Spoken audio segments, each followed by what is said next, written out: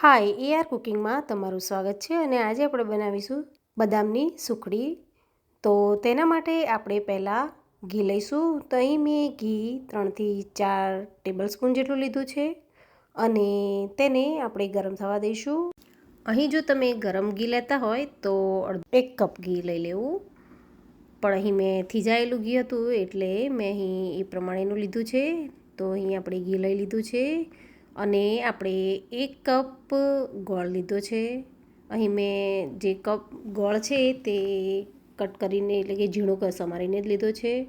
બદામ પાવડર 2 વાડકી લીધો છે અને અહીં કોપરાનું છીણ છે તે અડધો કપ લીધું છે, એટલે કે અડધી વાડકી લીધું છે. હવે આપણે જે ગોળ છે તેને ઘીમાં એડ કરી દઈશું અને તેને આપણે એકદમ કડક નથી બનાવવાનું, પણ જો ઘી ગોળ બરોબર ઓગળી જાય અને સહેજ તેમાં બબલ થવા માંડે ત્યાં સુધી આપણે તેને ઓગળવા દેવાનો છે, એટલે કે ગરમ થવા દેવાનો છે અને બોઇલ થવા દેવાનો છે.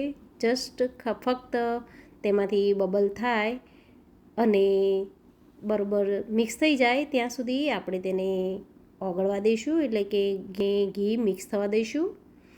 આપણે આ પ્રમાણે જ તો તમે બનાવશો તો તમારી આ જે સુખડી છે એ સરસ મજાની સોફ્ટ થાય છે.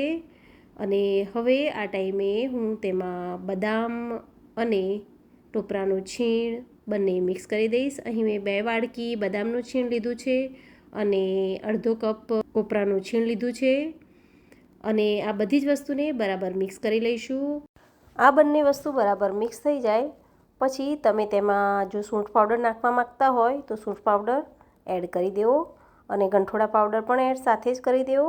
પણ મારે અહીં ટોપરાના છીણમાં મારા ઘરમાં બધા ખાતા નથી માટે હું તેમાં સૂંઠ પાવડર એડ કરતી નથી કે ગંઠોડો પાવડર પણ એડ કરતી નથી. પણ ઠંડીમાં આ ગંઠોડા પાવડર અને સૂંઠ પાવડર એડ કરવાથી તેનું ટેસ્ટ પણ સારો આવે છે અને હેલ્થ માટે પણ સારું હોય છે. અને એલચી પાવડર પણ તે ટાઈમે એડ કરી દેવો અને બધી જ વસ્તુને બરાબર મિક્સ કરી દેવાની છે.